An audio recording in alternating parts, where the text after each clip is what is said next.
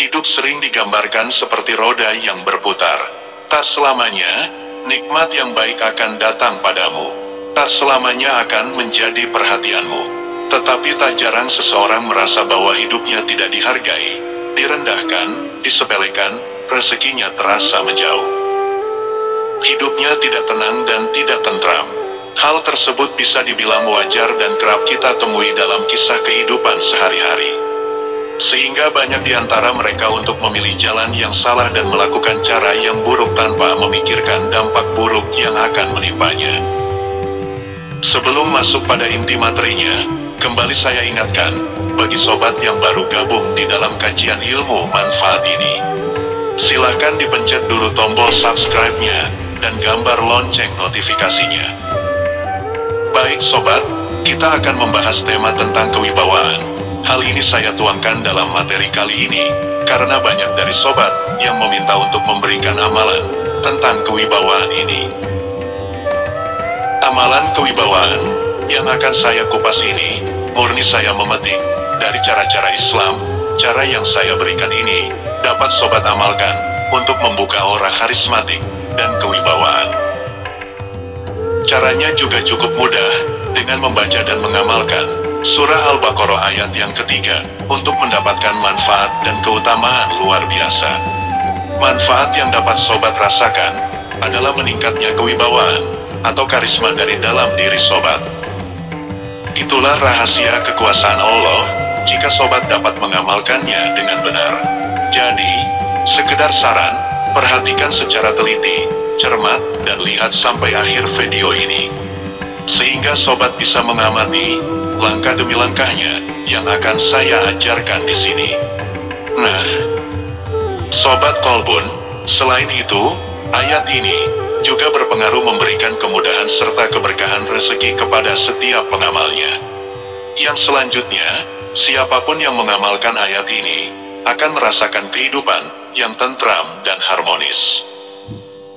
Sobat Kolbun, syarat dan cara mengamalkannya, perhatikan dengan seksama, ya, biar gak salah fokus. Ayat ini harus sobat baca sebagai wirid, setelah sobat menjalankan sholat fardu, yang 5 waktu.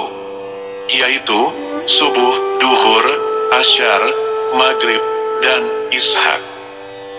Bacalah doa ini sebanyak 313 kali setiap selesainya sholat fardu. Dan amalan ini harus sobat kerjakan selama 7 hari atau 1 minggu. Bebas, ya, sobat bebas memilih hari untuk memulainya. Namun akan lebih baik lagi jika sobat memulainya pada hari kelahiran sobat. Inilah ayat atau doanya yang harus Anda baca dan amalkan. Aladina yuminuna bil toibi wa yukimuna sholata wa mima rozaqnahum yunfikun.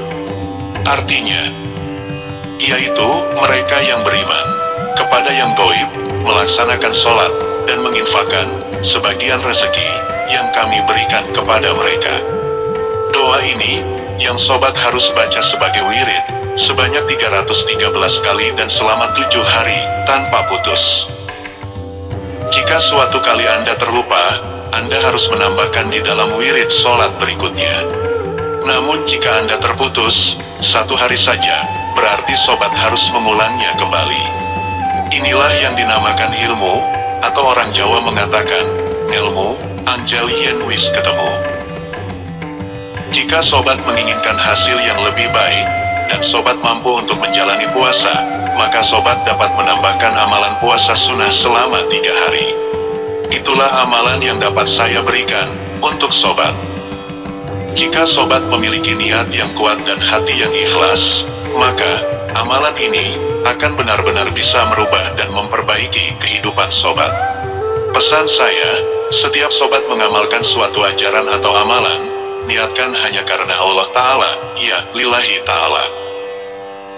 Dan tanamkan keyakinan di dalam diri sobat, bahwa yang sobat kerjakan, pasti akan diijabah oleh Allah Subhanahu wa Ta'ala.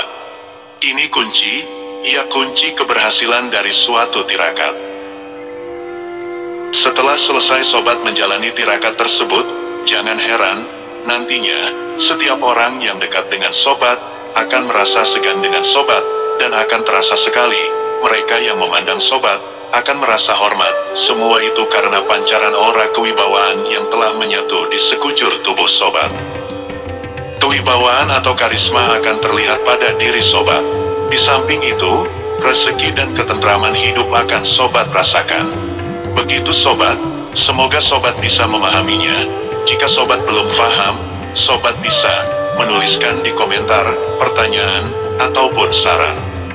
Insya Allah, saya akan memberikan jawabannya. Untuk pilihan kedua, saya akan berikan amalan yang lain.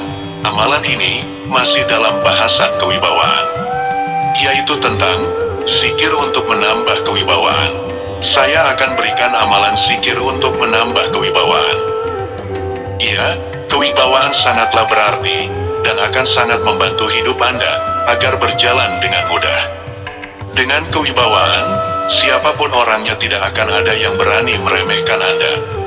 Dengan kewibawaan, siapapun orangnya tidak akan ada yang kurang ajar kepada Anda. Pun, jika Anda pernah mendapat hinaan, dengan aura kewibawaan yang Anda miliki, maka hal semacam itu tidak akan pernah terjadi. Bahkan, sebaliknya, Anda akan disegani, dimanapun Anda berada, meski Anda tidak memiliki pangkat dan kekuasaan yang luar biasa. Perlu sobat ketahui, bahwa kewibawaan itu bisa dimunculkan, dengan usaha lahir maupun batin. Nah, hari ini saya akan sajikan untuk sobat semua, usaha atau amalan yang melalui batin, yaitu dengan zikir. Sobat Kolbun mohon simak baik-baik. Inilah zikir yang harus sobat baca dan amalkan. Bismillahirrohmanirrohim. Baca 1 kali Rabik firli warhamni wajbeni warfani warsukni wahdini wa afini wafu ani. Baca 1 kali Ya Qawiyu, Ya Matin, dibaca 7 kali tahan napas, kemudian baca doa kewibawaan ini. Bismillahirrohmanirrohim. Wa kurobi, a'udzubika min hamasatisi, sayat ini, wa a'udzubika, robi ayah durwun, dari Quran, surat Al-Mu'minun ayat 97-98. Sobat, dapat mengamalkannya sebagai wirid setelah sholat. Selain itu, sobat juga bisa membacanya saat akan menemui seseorang yang sobat segani dan memiliki kekuasaan. Dengan begitu, insya Allah, Anda akan mendapatkan kewibawaan dan kedudukan mulia di sisi penguasa dan orang lain di sekitar Anda. Demikian sobat, 2 amalan zikir yang saya berikan ijazahnya untuk sobat amalkan dan pergunakanlah dengan bijak. Sebab setiap amalan, apapun itu, akan mengikuti niat si pemilik amalan. Jadi janganlah sobat buat main-main amalan ini. Sekiranya banyak tutur kata yang saya sampaikan ada yang kurang berkenan, mohon beribu maaf dari sobat Kolbun semua. Wabillahi taufik wal hidayah. Wassalamualaikum warahmatullahi wabarakatuh.